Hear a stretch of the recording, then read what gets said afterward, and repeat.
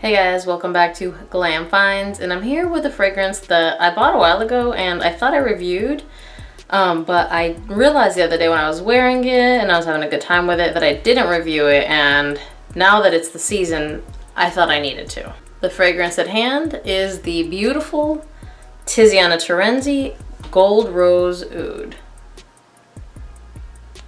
Now, I have the presentation somewhere, but you guys know I'm not really big on presentation. If you've bought anything from Tiziana Terenzi, it's a really nice box and there's like a little pamphlet in there. But again, I've never worn a box, so I don't really care to spend time on that. I will, however, spend some time on this gorgeous fragrance. Now, I like rose, but rose isn't like a favorite note of mine. But it's been like colder these last couple of nights, and I was wearing something a little more upscale to work. Not for any reasons, just because I kind of sometimes like dressing up to work. So I was like, oh, I'm gonna wear that. I feel like that will go with the aesthetic a little bit better than, you know, something a little bit more bubbly. Because this is a pretty serious fragrance to me. So let's talk about the scent. Now obviously it's a rose oud fragrance. It literally says rose oud in the name of it. But to me, it's a lot heavier on the rose than the oud. I don't smell a ton of oud in this fragrance. I know it's there, but it's really light. I get like some fresh rose, but also I get like that sweet rose. The sweetness comes from the honey. You've also got a little bit of amber that you're gonna get and a little bit of musk in here. Obviously, I feel like some of the depth in this comes from the patchouli, and to me, this is a very nice, dark, deep fragrance. And I think that depth is why I like this rose fragrance probably a lot more than I like other rose fragrances. It's rich, it's elegant. I don't think it's for someone who doesn't really like rose. Again, I'm like just starting to get into rose fragrances. It hasn't always been my cup of tea. But I think because of the honey and the patchouli that kind of just blend really well with the rose in this fragrance, I like it a lot. I mean, you guys already know that I love patchouli because when it's used in the right way, it like deepens the fragrance. I don't like it when it's like a dirty patchouli, but it's possible that sometimes they use a dirty patchouli and they blend it with something that it actually balances the fragrance out. And in this fragrance, I feel like the patchouli really balances the rose out quite a bit. And the honey, because obviously some fragrances that have honey I don't like because they end up being way too sweet. At least on my skin. Let's really talk about why I like this. The performance on this, on me, well over 10 hours, and projection is where it really shines. I mean, the sillage is obviously really good. Typically, things with good sillage, they don't always have good projection, but things with good projection tend to have better sillage. Projection on this is really good, and I can tell you this because this week, this is the only fragrance that I got complimented on at work.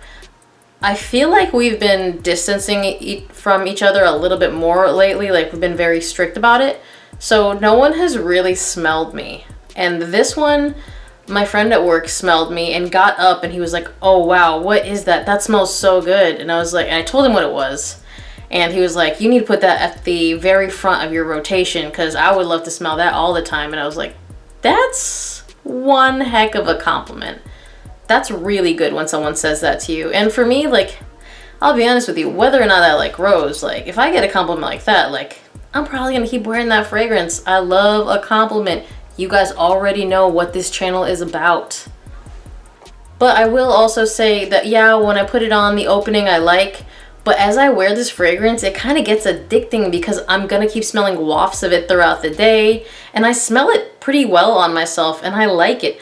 I didn't mention this before, but I believe as in all or most of Tiziana Terenzi's, this is an extrait de parfum, so it's really strong. And performance is really good, sillage is really good.